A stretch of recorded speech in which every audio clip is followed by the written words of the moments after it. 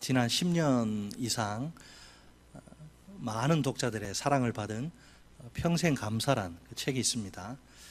그 책의 저자가 감사에 관해 이런 이야기를 합니다. 세상에서 가장 아름다운 말, 감사합니다. 감사는 마치 행복의 문을 여는 열쇠와 같습니다. 행복한 인생은 어느 날 갑자기 하늘에서 툭 떨어지는 것이 아닙니다. 감사로 시작하는 하루하루가 쌓이고 또 쌓여서 행복한 인생이 되는 겁니다. 시편 기자는 감사로 제사를 드리는 자가 하나님을 영화롭게 한다고 선언합니다. 그러니까 감사는 자기 자신에게만이 아니라 하나님께도 유익합니다. 자기 자신에게는 행복이요, 하나님께는 영광입니다. 우리가 진정으로 행복한 인생이 되고 싶다면 어떻게 해야 할까요? 매일매일 하나님께 감사하는 삶을 살아야겠지요? 오늘 본문은 우리에게 어쩌면 생소할지도 모를 감사를 소개합니다. 감사의 내용이 일반적이지 않습니다. 사실은 아무리 강조해도 지나치지 않은 감사입니다. 그런데도 별로 주목받지 못한 감사입니다. 어쩌면 너무나 당연한 것이라고 생각해서 그런 게 아닐까요? 여기에 우리가 기필코 기억해야 할 두 가지 감사가 있습니다. 따라서 하십니다. 첫째, 믿음. 네, 믿음이 감사한 거예요. 내 믿음이 감사한 거예요. 첫째, 믿음이라. 헬라어 성경에서 오늘 본문 3절은 이렇게 시작됩니다. 우리는 하나님, 곧 우리 주님 예수 그리스도의 아버지께 감사합니다. 바울은 골로새에 간 적이 없고 그곳에서 복음을 전한 적도 없습니다. 그런데도 골로새에 하나님을 예배하는 그 교회가 존재합니다. 아주 뜨거운 교회입니다. 이것은 전적으로 살아계신 그 하나님이 행하신 구원 사역의 결과물입니다.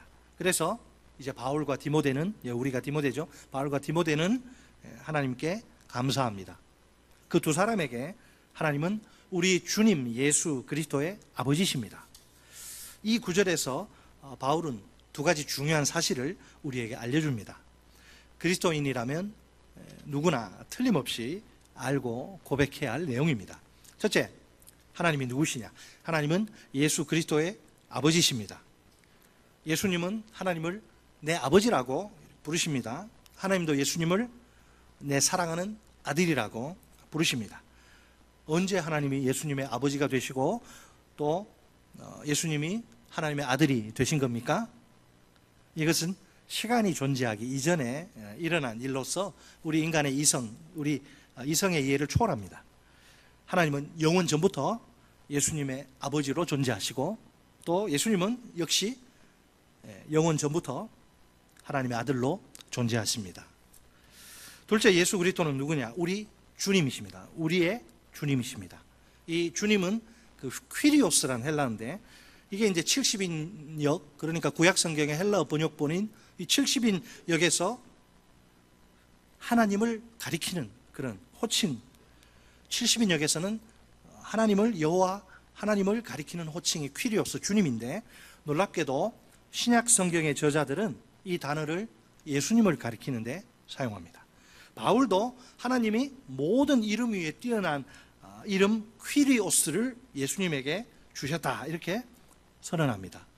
그리스도인들을 핍박하고 교회를 파괴하기 위해 앞장섰던 그 행동 대장인 바울이 이렇게 고백한다. 이거는 정말 엄청난 일입니다. 그는 다메섹으로 가는 길에서 이제 부활하신 예수님을 직접 만납니다. 그 결과 비로소 이 나사렛 예수가 주님이시자 그리스도시라는 사실을 깨닫게 됩니다. 우리 복음서를 보면 예수님 공생의 기간에 그 삶과 사역이 나오는데 공생의 기간 동안 예수님은 사나운 바람을 잠잠하게 하시고 또 온갖 병자들을 다 고치십니다. 예수님 못 고치신 병자 있나요? 단 한 명도 없어요. 다 고칩니다. 더러운 귀신 쫓아내시고 죽은 자들을 살리십니다.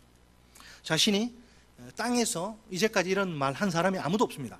자신이 땅에서 죄를 사하는 권세를 가진 주님이며 안식일의 주인이라고 선포하십니다. 바리새인과 서기관들 기절초풍할 이런 말 감히 그 신성 모독이라서 할 수가 없는데 새파랗게 젊은 나사렛에서 온 예수란 청년이 이 말을 하는 거예요.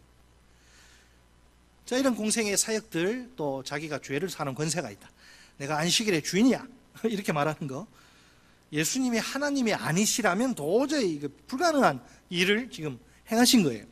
그 결과 예수님은 퀴리오스로, 진짜 주님으로 받아들여지십니다. 하지만 그 예수님이 주님이란 사실이 본격적으로 선포된 것은 부활 사건 이후예요. 예수님은 죽음의 권세를 이기시고 부활하셔서 하나님의 오른편에 앉아 계십니다. 좌정에 계시죠. 그리하여 이제 주님으로 선포되십니다. 베드로는 하나님이 예수님을 살리시고 주와 그리스도가 되게 하셨다, 이렇게 선포합니다. 결국 예수님은 죽은 자와 산 자의 주이시며 만주의 주이십니다. 본문 3절에서 바울은 골로새 성도들을 위해서 기도할 때마다 하나님께 감사합니다. 본문 4절은 그 이유가 무엇인지를 이렇게 밝힙니다. 4절에 이는 왜 감사하느냐? 이는 그리스도 예수 안에 너희의 믿음과 모든 성도에 대한 사랑을 들었으며. 아멘. 자, 믿음, 사랑. 바울은 골로새 성도들의 그 믿음과 사랑을 로마를 방문한 에바브로를 통해서 이제 듣습니다. 그는 골로새 성도들의 믿음을 그리스도 예수 안에 있는 여러분의 믿음, 이렇게 좀 길게 표현합니다. 그리스도 예수 안에, 이 표현은 두 가지 방식으로 이해될 수 있습니다. 한 가지는 그리스도 예수를 골로새 성도들의 믿음의 대상으로 이렇게 보는 거죠. 다른 한 가지는 그들의 믿음이 유지되는 영역으로 이렇게 보는 겁니다. 보면 골로새 성도들은 그리스도를 믿고 있습니다. 동시에 그리스도를 믿음으로써 그분과 연합해서 그분 안에서 믿음을 계속 지탱하고 유지하고 있습니다. 또한 믿음이 전부가 아니에요. 골로새 성도들은 보니까 모든 성도를 사랑하고 있습니다. 서로 막 차별하고 왕따 이런 짓을 하지 않아요. 사랑하고 있습니다. 바울이 그들의 사랑을 어떻게 묘사하는지 보세요. 직역하면 모든 성도를 향해 여러분이 가지고 있는 사랑, 현재 여러분이 모든 성도를 향해 가지고 있는 여러분의 사랑, 이런 말이에요. 여러분, 여기서 말하는 사랑은 바울이 어떤 의미로 말합니까? 다른 사람을 소중히 여기고 친절하게 대하며 섬기는 것입니다. 골로새 성도들은 그리스도를 믿을 뿐만 아니라 모든 성도를 사랑합니다. 그들의 사랑이 그들의 믿음을, 그 믿음이 참임을 입증하는 셈이죠. 그들의 믿음은 입만 살아서 막 나불대는 그런 죽은 믿음이 아니라 사랑으로서 수고가 동반되는 그 사랑으로서 역사하는 믿음이에요. 사실상 이 믿음과 사랑은 우리 그리스도인의 가장 중요한 특징이요, 표지죠, 표지. 바울은 믿음과 사랑을 겸비한 성도들 때문에 하나님께 감사하고 기뻐합니다. 오늘 그리스도인이라고 자부하는 우리의 모습은 어떻습니까? 정말 우리에게 믿음과 사랑이, 바울이 말하는 이런 믿음과 사랑이 살아있습니까? 예, 아멘 하셔야 되는데 다시 한번, 정말 여러분 믿음 없어요? 예수 없습니까? 여러분 속에? 여러분 정말 우리에게 믿음과 사랑이 살아있습니까? 네. 믿음이 뭐예요? 예수 그리스도를 주님, 롤드, 그리고 구원자, 세이비어, 주님과 구원자로 인정하고 인격적으로 나를 던지는 거죠. 나를 거는 거, 의탁하는 거, 신뢰하는 겁니다. 믿음은. 사랑은 우리를 위해 자신을 버리신 예수 그리스도의 사랑에 리스판스, 반응하고 응답하는 거예요. 사랑을 받았으면 반응을 해야 되거든. 감기 바이러스가 들어오면 콧물이 나고 골이 띵하고 이게 증상이 있죠. 인풋이 있으면 아웃풋이 보통은 있잖아요. 이 마찬가지 사랑도 예수의 사랑을 내가 받았다. 근데 가만히 있다. 이 말이 안 되는 거예요. 이거는. 감기 걸렸는데 아무 증상이 없다. 아니죠. 사랑이라고 하는 것은 예수의 사랑을 받은 내가 예수에게 반응하는 겁니다. 그게 사랑. 참된 믿음을 가진 사람은 예수 그리스도를 사랑하고 거기서 끝나는 게 아니고 다른 성도를 사랑합니다. 우리가 목장에서 이제 우리가 모여서 이제 예배하고 하는데, 솔직히 우리가 목장 식구들 여러분 다 마음에 듭니까? 다 들으면 여러분 천사라고 천사 인증이에요. 목장 식구들이 다 마음에 들지 않죠. 자기가 낳은 자식도 마음에 안 들고 부모도 마음에 안 드는데 어떤 구석은 서로 다른 점이 너무 많아서 이게 불편해요. 뭐 그중에 까칠한 사람도 있고 뭐 성격 좀 그런 저기도 있고 뭐 이 교회가 원래 병원이라서 병자들 우리 다 병자들이잖아요. 서로 다른 점이 많은데 좌우지간 불편한 거라 이게 유유상종이라 좀 자기하고 비슷하면 편해요. 그래 몰려 그룹에서 다니지 않습니까? 마음 통하는 사람들. 불편한 거예요. 저 식구는 제발 좀 다른 목장으로 목사님 좀 보내버리지 왜 계속 내 목장에 있냐 생각하기도 합니다. 그래도 우리 목자들이 어떻게 합니까? 주님의 마음으로 품고 감싸고 사랑하려고 노력합니다. 또 자기 힘으로 그게 안 되는 줄 알아서 겸손히 주님의 도우심을 구하지요. 이처럼 믿음과 사랑은 항상 함께 가는 법입니다. 믿음을 중요하게 여기고 사랑은 가볍게 여긴다. 그러면 곤란합니다. 반대로 사랑을 중요하게 여기고 믿음은 시시하게 여기는 거 이것도 곤란합니다. 우리 그리스도인은 믿음과 사랑을 동시에 믿음과 사랑을 겸비한 사람이어야만 합니다. 자, 또 스스로에게 이런 질문을 한번 던져봅시다. 제가 그 서두에 좀 생소한, 어쩌면 생소할지 모르는 감사를 그랬는데, 자, 이 질문하고 연관되어 있어요. 나는 내 믿음 때문에 하나님께 감사하고 있는가? 이거 한번 우리 생각해 봅시다. 우선 내게 있는 믿음이 얼마나 귀하고 소중하고 특별한지를 깨달아야 합니다. 믿음은 모든 사람의 것이 아닙니다. 누구든지 자기가 원하기만 하면 믿음을 소유할 수 있는 게 아니에요. 믿음이란 오직 하나님의 선택을 받은 소수의 특별한 자들만의 것입니다. 이 선택에서 제외된 자들, 곧 하나님께 버림받은 자들이 훨씬 많습니다. 이 세상 그 어느 누구도 자기 힘으로는 결코 믿음을 소유할 수 없습니다. 그런데 믿음은 그것으로 끝나는 것이 아니라 반드시 열매를 맺게 되어 있습니다. 그 열매는 바로 구원입니다. salvation, 구원이에요. 믿음의 열매가 뭐라고요? 구원. 바울은 에베소서 2장 8절로 9절에서 이 구원이 하나님의 전적인 은혜라는 사실을 분명히 밝힙니다.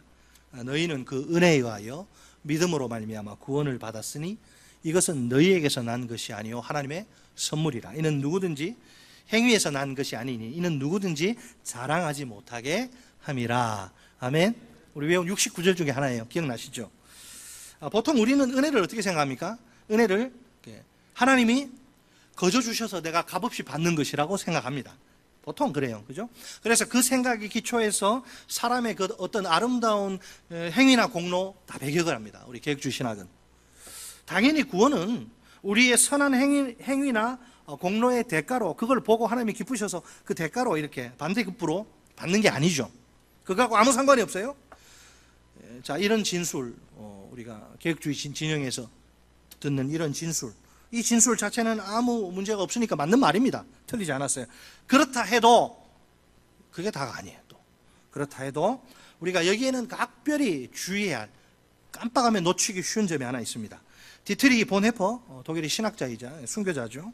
나치 정권에서 디트리히 본회퍼가 특히 이제 이 값싼 은혜에 대해서 경고합니다. 이게 제가 한번 옛날에 설교할 때 언급했던 내용인데 또 관련돼서 하는 거예요. 은혜를 값싸게 보는 우리의 견해는 교회의 대원수임을 알아야 한다. 은혜를 값싸게만 보면 값싸게 보는 그런 견해는 교회의 대원수다. 그러면 그가 말하는 값싼 은혜란 무엇일까요? 멤버십 카드 막 이렇게 남발하잖아요.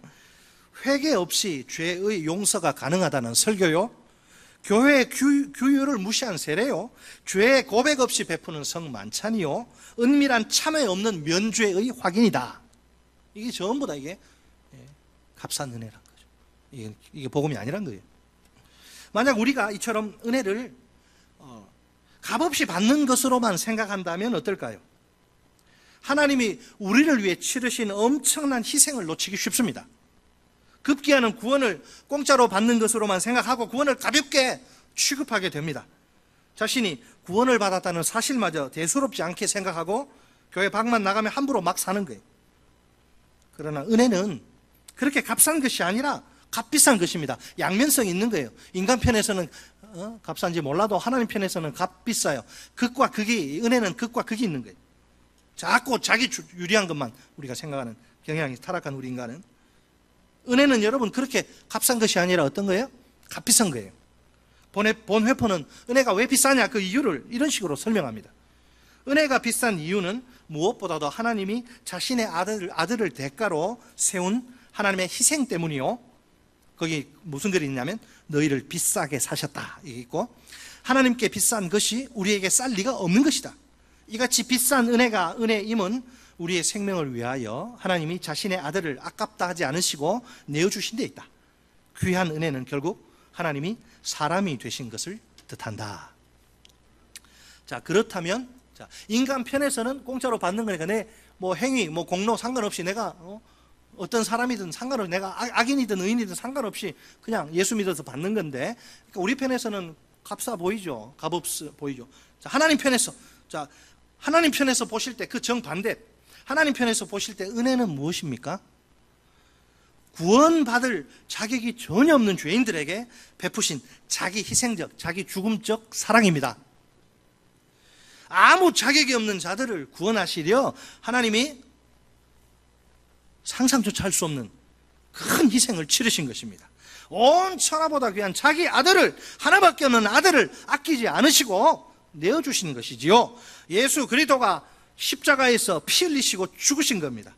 나를 위해, 내 대신, 내 죄 때문에 말입니다. 우리는 상상조차 할 수 없지만 이것이 바로 은혜의 참된 의미입니다. 하나님 편에서. 이 세상에서 우리 솔직히 이야기해 봅시다. 이 세상에서 누가 나를 위해 죽을 수 있습니까? 이 세상에 누가 나를 위해 죽어줄 수 있습니까? 어느 누가 내 대신 죽을 수 있습니까? 그것도 내 모든 죄를 몽땅 뒤집어 쓰고서 비참하게 억울하게 말입니다. 이 세상에서 그런 일을 할 수 있는 사람은 아무도 없어요. 바로 그 불가능한 일을 하나님의 아들 예수 그리스도가 친히 하신 겁니다. 그 이유는 단 한 가지, 오직 나를 향한 그 큰 사랑 때문에 말입니다. 우리 죄 위해 죽으신 주, 십자가 그 사랑 감사하네. 날마다 주의 형상 대로 변화되리라. 십자가 우릴 새롭게 하네. 놀라운 사랑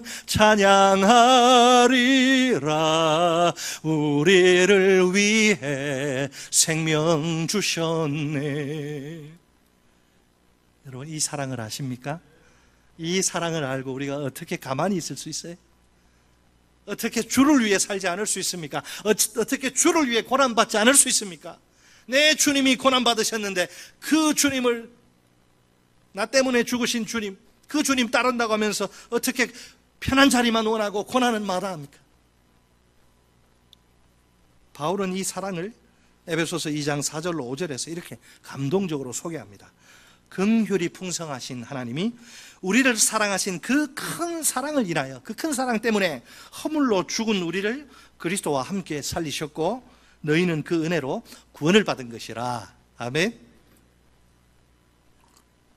자, 다시 한번 이야기하지만 분명 우리가 지불해야 할 대가란 측면에서는 값없는 은혜예요. 우리가 뭐 대가 지불하는 거 없어요. 우리가 구원을 위해서 우리가 한 일은 아무것도 없기 때문입니다. 하지만 하나님이 지불하신 대가란 측면에서는 가장 값비싼 은혜입니다. 온 우주에서 최고로 귀한 아들 예수님을 십자가의 죽음에 내어주셨기 때문입니다. 따라서 우리가 은혜란 말을 사용할 때는 꼭 하나님이 치르신 놀라운 대가를 기억해야 합니다. 하나님이 허물과 죄로 죽었던 우리 죄인들을 다시 살려주십니다. 나사렛 예수를 구주와 주님으로 믿는 믿음을 우리에게 허락하십니다.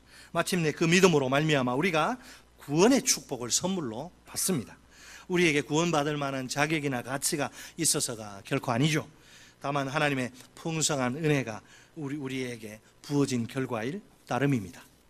거듭남, 본어게인, 즉 중생도 은혜요, 믿음도 은혜요, 구원도 은혜입니다. 하나님이 그 전적인 은혜로 우리에게, 우리 각자에게 믿음을 주신 걸 여러분 믿으십니까? 이 믿음 때문에 다른 무엇이 아니고, 이 믿음 때문에, 믿음 한 가지 때문에 죄인인 내가 용서받고 구원받은 거 믿으십니까? 자, 그렇다면 이 믿음의 가치는 과연 어느 정도나 될까요? 우리 시대의 화폐 단위로 계산할 수 있을까요? 최신 AI를 총 동원한다 해도 그 정확한 값은 측정할 수 없습니다. 솔직히 우리가 강남의 아파트 10채, 100채, 아니 강남 땅 전체, 서울시 전체 땅 억만금을 주고서도 믿음은 살 수가 없어요. 이거는 문제는 누구에게나 믿음이 없으면 구원도 없다는 사실입니다. 더욱 큰 문제는 구원이 없으면 그 인생의 마지막은 영원한 지옥 멸망이란 점입니다. 요즘 우리 젊은이들의 용어로 표현하면 이걸 역대급 불행이라고 그래요. 역대급 불행. 그 어떤 불행과도 비교할 수 없는 최악의 불행인 셈입니다. 이 땅에서 무슨 큰 회사 경영하고, 아니 박사가 돼가지고 명예를 얻고 대학 교수하고, 죽어서 지옥 가면 뭔 소용이지 그게? 잠시 잠깐 사회적 존경과 명예를 누리고 죽어서 영원한 지옥불에 떨어지면, 스스로의 힘으로는 이 참혹한 불행에서 절대로 빠져나올 수 없습니다. 제3자의 도움 불가능해요. 허물과 죄로 죽은 영혼은 스스로의 힘으로 주님 찾지 못합니다. 불가능해요. 구조는 멀쩡한데 기능이 망가져가지고, 겉은 멀쩡한 사람인데 영혼이 다 죽어가지고 못해요. 그래서 여기 보세요. 우리 표가 뭐예요? 세상 속에서 영혼들에게 뭐해요? 구원의 다리를, 그 영혼 스스로 힘으로 나올 수 없으니까 우리가 구원의 다리가 돼가지고 목장에 초대해서 예수 믿는 사람들이 어떻게 사는가 보여주고, 야, 이렇게 좋은 사람들이 모인 거면 나도 예수 믿어야겠다 이래가지고 결국은 등록하게 돼요. 우리가 맥주 감사주일에 하나님께 감사해야 할 기본적인 근본적인 이유는 무엇입니까? 하나님이 우리에게 믿음을 선물로 주셔서, 억만금을 주고도 살 수 없는 믿음을 선물로 공짜로 주셔서, 우리 편에서 공짜 주셔서 그 믿음으로 말미암아 은혜로 구원받게 되었기 때문입니다. 누가 뭐라 해도 우리는 장차 영원한 생명을, 이터널 라이프, 영원한 생명을 누릴 천국의 시민들입니다. 이렇게 우리는 이미 영원한 생명이, 최고의 생명이 보장된 사람들이 아닙니까? 그렇다면 이 세상에서 잠깐 동안 겪는 고난이나 역경은 얼마든지 참을 수 있습니다. 사실을 말하자면 감사는요, 제가 오늘 목양 칼럼에 썼는데, 우리가 처한 상황, 환경하고 상관없어요. 상황과 환경을 초월합니다. 왜? 믿음이 그런 외적인 조건과는 아무 상관없이 주어진 것이기 때문이죠. 그래서 우리가 최악의 상황 속에서도 우리 예수 믿는 사람들은 감사할 수 있습니다. 이것을 가리켜서 그럼에도 불구하고 감사라고 하죠. 약간 이제 달리 표현하면 그럴수록의 감사요, 그것까지도의 감사입니다. 우리에게 구원에 이르는 참된 믿음이 있으면 됩니다. 그러면 모든 상황 속에서 얼마든지 감사할 수 있습니다. 그러므로 감사는 믿음의 열매입니다. 우리가 모든 상황 속에서 비가 오나 눈이 오나, 건강할 때나 병들 때나, 잘 나갈 때나 망할 때나, 모든 상황 속에서 언제나 범사에 감사하는 믿음의 성도들이 됩시다. 조금 너무 일희일비하지 말고, 좀 좋은 일 있으면 막 이렇게 좋아하고, 조금 하면 낙심이 돼가지고 막 그러지 말자고요. 이 세상에 너무 다 지나가는 거예요. 다 지나가는 거 너무 목맬 필요 없어요. 자, 따라서 하십니다. 둘째, 소망.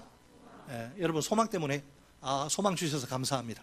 믿음 주셔서 감사합니다. 소망 주셔서 감사합니다. 골로새 성도들이 가진 이 믿음과 사랑의 원인 또는 근거는 무엇일까요? 표현이 좀 이상한 것 같은데, 믿음과 사랑의 원인 또는 근거가 뭐냐고요? 본문 5절 말씀 우리 같이 읽습니다. 5절 시작. 너희를 위하여 하늘에 쌓아둔 소망으로 말미암음이니 곧 너희가 전에 복음 진리의 말씀을 들은 것이라. 아멘. 자, 여기서 하늘에 쌓아둔, 누가 쌓아뒀습니까? 좀 불분명해요. 번역이. 이것을 그래서 정확하게 하면 보관된. 골로새 성도들은 하늘에 보관된, 저장된 소망 때문에 믿음과 사랑을 갖게 돼요. 믿음과 사랑이 미래의 소망에 근거한다. 이 진술은 상당히 좀 낯설고 놀랍습니다. 어쨌든 바울이 그렇게 이야기해요. 자, 하나님이 믿음을 주시고 사랑하게 하시기 때문입니다. 그렇지만 하나님이 약속하신 소망으로 말미암아 믿음을 가지게 되고 사랑하게 되는 것 또한 사실입니다. 바울이 그걸 본 거죠.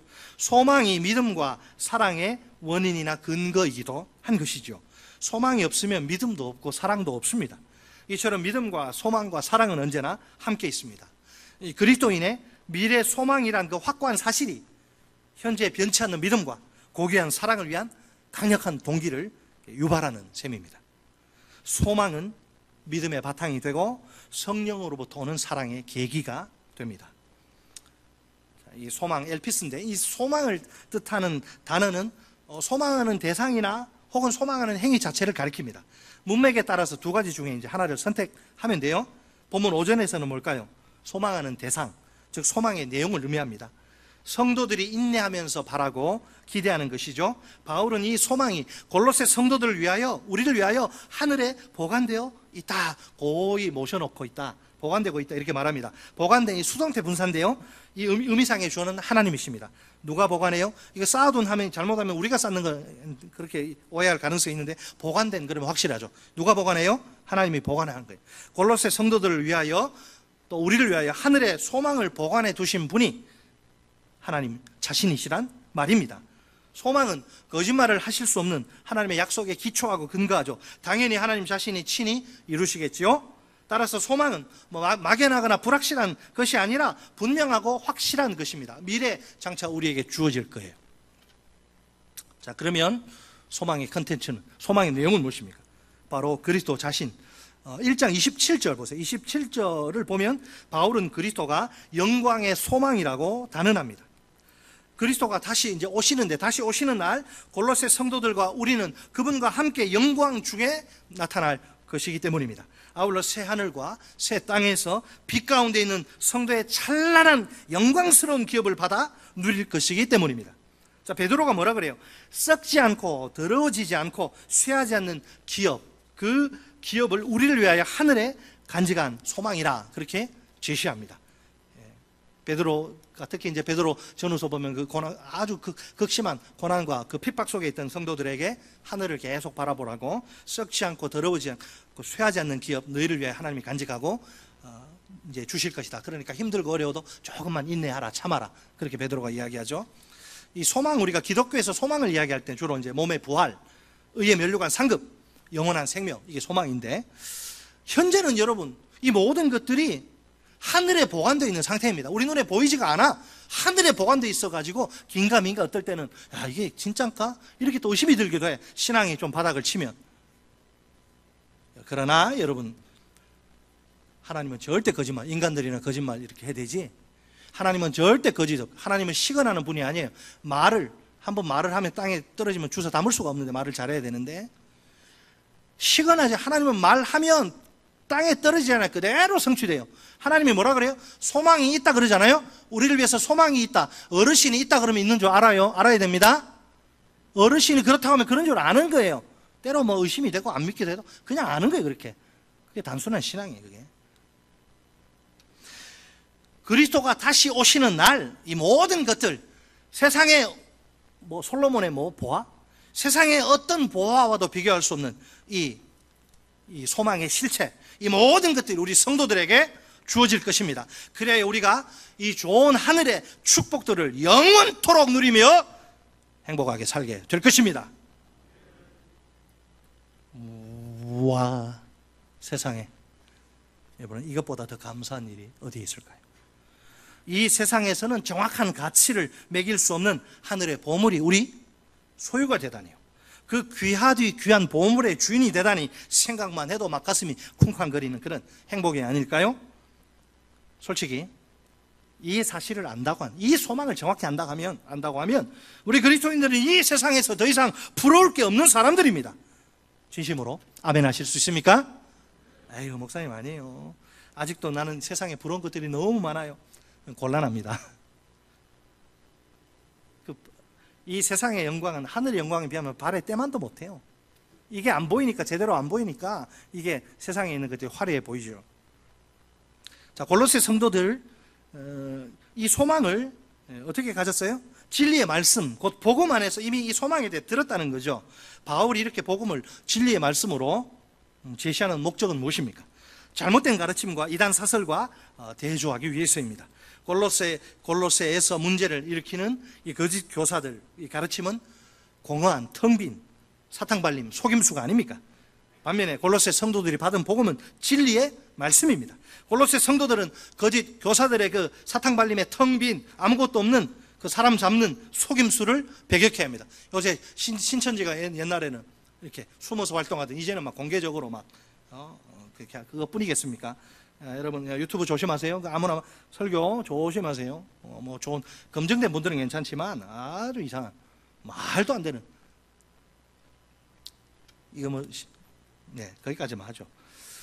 그러면 공허함 속임수를 배격하고 어떻게 그 대신 진리의 말씀 복음을 굳게 확실하게 붙들어야 합니다. 여러분 복음이 뭐예요? 바울이 말하는 복음이 뭡니까? 무엇입니까? 내가 전한 복음 외에 다른 복음을 전하면 저주를 받을지라다. 바울이 그렇게 이야기하죠. 복음이 무엇이에요?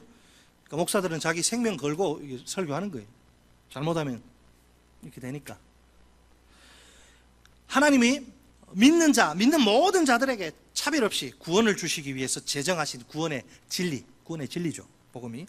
그러면 그 중에서도 알맹이, 복음의 핵심은 무엇입니까? 하나님의 아들 예수 그리스도가 우리 죄를 위하여 십자가에서 죽으시고 부활 승천하셨다는 것입니다. 그분을 주님이자 구원자로 믿음으로 말미암아 내가 은혜로 구원을 받는다는 것입니다. 골로새 성도들은 이 복음을 들으면서 소망을 이제 알게 되는 거죠. 그들은 에바브라가 이제 바울이 전한 게 아니고 에바브라가 전해준 그 바울의 복음을 들을 때에 소망을 깨닫게, 야, 이게 진짜구나. 내가 가짜에 속아서 살았구나. 왜 복음을 통해 소망을 알게 됩니까? 복음이 소망의 내용을 포함하고 있기 때문입니다. 오늘 본문은 우리에게 믿음의 중요성뿐만 아니라 소망의 중요성을 알려줍니다. 성도의 믿음을 굳건하게 만들고 사랑을 풍성하게 만드는 것이 소망입니다. 하나님이 이 소망을 하늘에 어딘지 모르겠지만 하늘에 하여튼 어디에 보관하고 계십니다.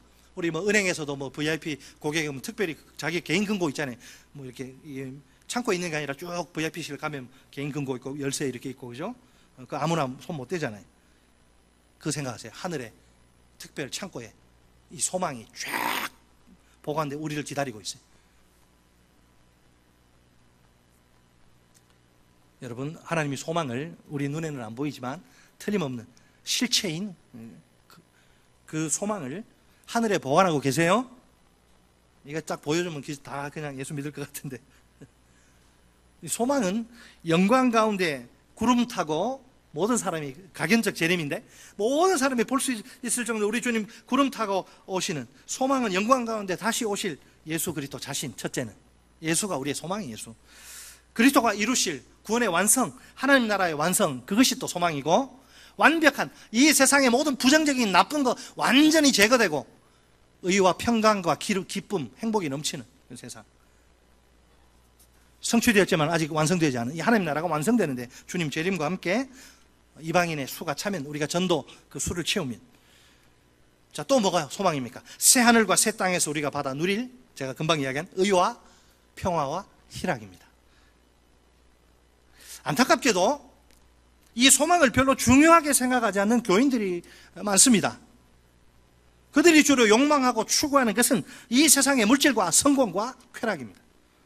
하나님을 믿지 않는 세상 사람들과 조금도 다를 바 없는 모습입니다. 세상 사람들이야 천국도 지옥도 믿지 않으니까 한 번밖에 없어요, 자기 인생이. 그럴 수 있다 칩시다. 어차피 그들에게 이 눈에 보이는 세상이 전부고 다음 세상은 없으니까, 눈에 보이는 이 세상이 전부니까 여기서 한몫해야 되고 승부를 봐야 되는 거죠. 그들은 남들보다 더 많이 소유해야 하고 남들보다 더 많이 누리고 즐겨야 합니다. 무슨 수를 써서라도 그렇게 해야만 합니다. 죽으면 모든 게 끝난다고 생각하니까. 죽음 위에 하나님의 심판이 있다고 한다면 또 우리 자살도 쉽게 못하죠. 무슨 수를 써서라도 그렇게 해야 되는데, 그러다 보니까 온갖 불의하고 부정한 방법 총동원하고 남의 눈에서 피눈물 나게 남 짓밟고 사기치고 온갖 완전히 그 아싸리판 아니에요. 완전히 난장판이. 이 세상 가만히 들여다보세요. 얼마나 이게 악취가 풍기는지 몰라요. 하지만 우리는 그런 세상에 살지만 우리 그들과 달라야 하지 않습니까? 왜? 우리가 정말 하늘의 소망을 사모하고 기다리는 믿음의 사람들이라면 말입니다. 이 세상은 어차피 잠시 잠깐만 존재하다가 사라질 것이고 천국만이 영원할 뿐입니다. 세상에 있는 건 다 지나가는 거예요. 사라지고 없어지는 거예요.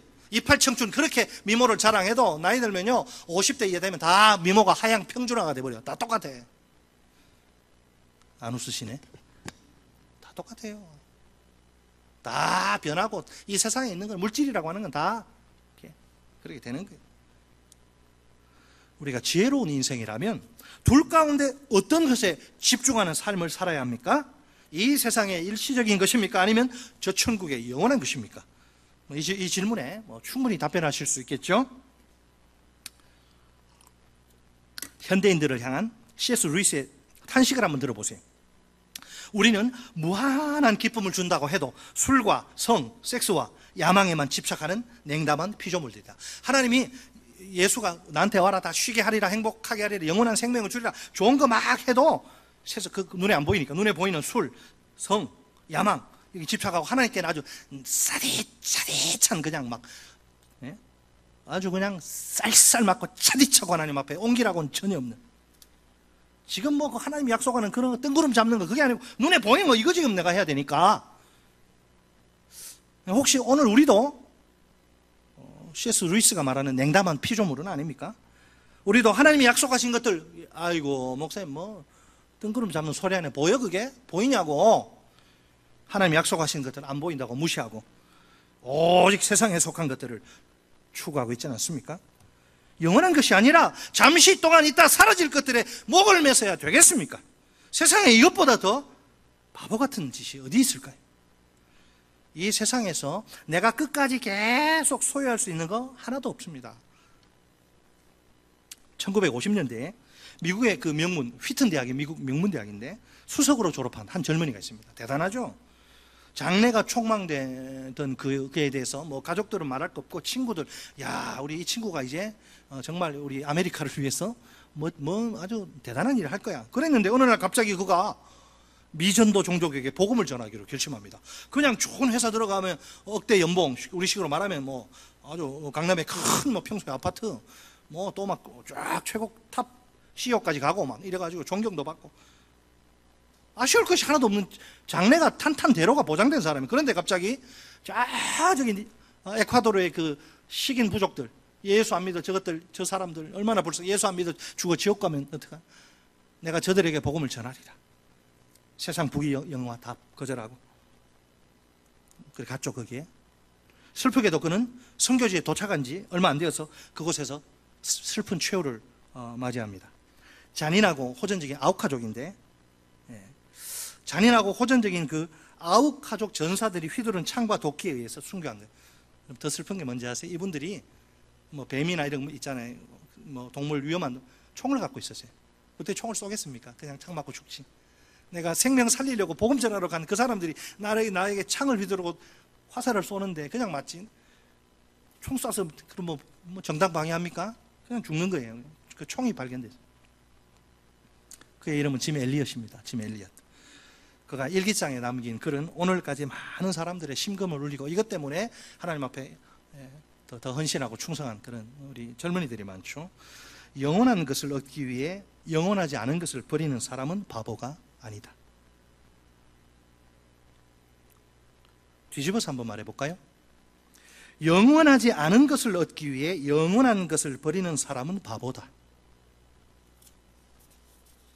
여러분 코로나19가 뭘 이야기합니까? 우리 잘 이거는 하나님이 진짜 어떻게 생각하면 절호의 기회입니다. 내 인생을 다시 리셋 다시 내가 이제까지 정신없이 살아왔는데 코로나 앞에서 인간이 아무것도 아니잖아요.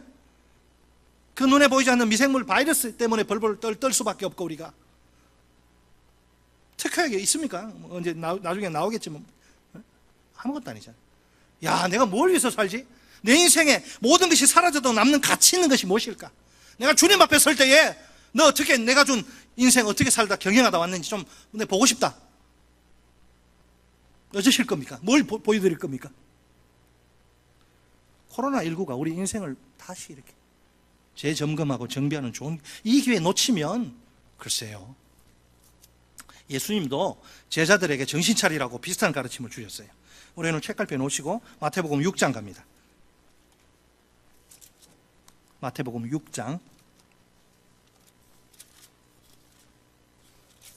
19절. 신약성경 8쪽입니다.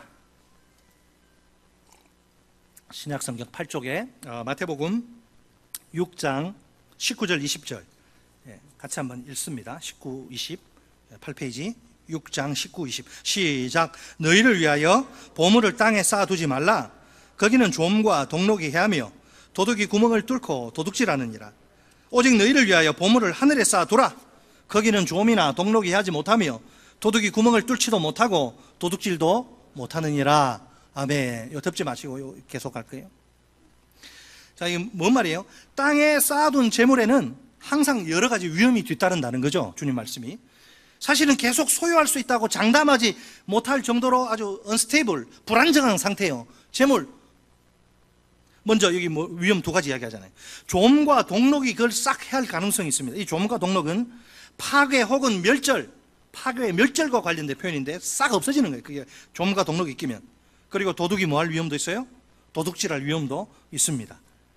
고대 세계 그 팔레스타인에서는 주로 이렇게 진흙으로 집을 짓는데, 그러다 보니까 진흙이 뭐 얼마나 단단하겠습니까? 도둑들이 진흙벽을 막 뚫고 들어와가지고 물건을 이렇게 훔쳐가는 일이 종종 발생해요. 그래서 사람들이 어떻게 할까 하다가 재물을 방바닥에 이렇게 밑에 묻어두는 일이 많아요. 자, 여기서 예수님이 강조하시는 게 무엇입니까? 재물을 땅에 이렇게 쌓아둠으로써 삶의 안정과 만족과 행복을 추구하는 일이 참으로 어리석다는 것이죠. 그렇게 너희는 살지 말라는 겁니다. 계속해서 21절 말씀 보겠습니다. 21절 우리 같이 읽어볼까요? 6장 21절 시작. 내 보물이 있는 그곳에는 내 마음도 있느니라. 아멘. 굉장히 중요한 말씀입니다. 이게 언뜻 보면 이게 뭔 말인가 하는데, 마음이 뭐예요? 우리 존재의 내적 중심 센터죠. 마음은 우리 존재 전체의 내적 중심 가장 중요한 부분인데, 가장 많은 관심과 노력을 기울이는 곳에 우리의 마음이 있기 마련입니다. 당구에 빠진 청년이요, 잠자려고 누우면 이게 막 이 등이 막 당구공으로 보이고, 길에 나가면 사람들 왔다 갔다 하는데 어떻게 쳐가지고 딱딱 이렇게 내가 할까? 사람 머리통이 당구공으로 보이고, 가장 많은 관심과 노력을 기울이면 마음이 거기 가는 거예요. 당구에 빠져서 그렇게 되는 거예요. 실제로 땅 위에 재물을 쌓아두는 사람, 거기에 그냥 완전 인생에 그냥 올인하는 사람, 하늘에 계신 아버지 뜻보다는 세상 일에 더 많은 관심과 노력을 기울일 수밖에 없습니다. 객장에 나가서 주식 그 현황판 요즘은 이 핸드폰으로 하죠. 눈 시뻘겋게 매수 종목, 매도 종목 뭐냐 이렇게 하고. 여러분, 오늘 내가 남 이야기할 필요 없어요. 우리 자기가 잘하면 되거든요. 저도 마찬가지. 여러분도 오늘 내가 안전하사나 주로 생각하는 것은 무엇입니까? 이 세상에서 최대한 돈 많이 벌어서 해외여행 막 마음껏 다니고 풍족한 윤택한 삶을 사는 것입니까? 아니면 하나님 아버지의 뜻을 조금이라도 더 많이 이루어드리는 것입니까? 오늘보다 내일이 내가 어떻게 하면 아버지의 마음을 좀 시원케 할까? 아버지의 소원을 내가 좀 더 풀어드릴까? 오늘은 10을 풀어야 되는데 내일은 20 하자, 30 하자. 뭐예요? 맥주 감사주의를 맞이해서 우리가 하나님께 감사를 주기를 바랍니다. 자, 제가 상황, 환경과 관련된 감사를 말하지 않았어요. 두 가지 가장 기본적인 절대 감사를 지금 우리 꼭 기억하면 좋겠습니다. 첫째로 믿음입니다. 여러분, 내 믿음이 감사합니다. 그죠? 믿음은 예수 그리스도를 주님이요 구원자로 인정하고 인격적으로 신뢰하는 겁니다. 억만금을 주고서도 살 수 없는 것이 믿음입니다. 하나님이 전적인 은혜로 우리에게 믿음을 선사하십니다. 곧 하나님이 우리에게 믿음을 선물로 주셔서 그 믿음으로 우리가 은혜로 구원받은 겁니다. 믿음이 없으면 구원이 없고, 구원이 없으면 영원한 지옥 형벌밖에 없습니다. 그러므로 우리가 감사해야 마땅합니다. 감사는 참된 믿음의 아름다운 열매입니다. 우리가 모든 상황 속에서 하나님께 감사하는 믿음의 성도들이 됩시다. 둘째로 소망입니다. 소망. 우리에게는 하늘에 보관된 미래의 영원한 소망이 있습니다. 이 소망은 영광 가운데 다시 오실 예수 그리스도입니다. 그리스도가 이루실 구원의 완성, 곧 하나님 나라의 완성입니다. 새하늘과 새 땅에서 우리가 받아 누릴 의와 평화와 희락입니다. 우리가 이 세상의 일시적인 것들에 빠져 사는 어리석은 인생이 되지 맙시다. 그 대신 영원한 하늘의 소망들에 집중해서 살아갑시다. 언제나 범사에 하나님께 감사하는 소망의 성도들이 됩시다. 우리의 이름은 뭐예요? 믿음의 성도, 소망의 성도. 감사는 이 세상에서 가장 아름다운 말입니다.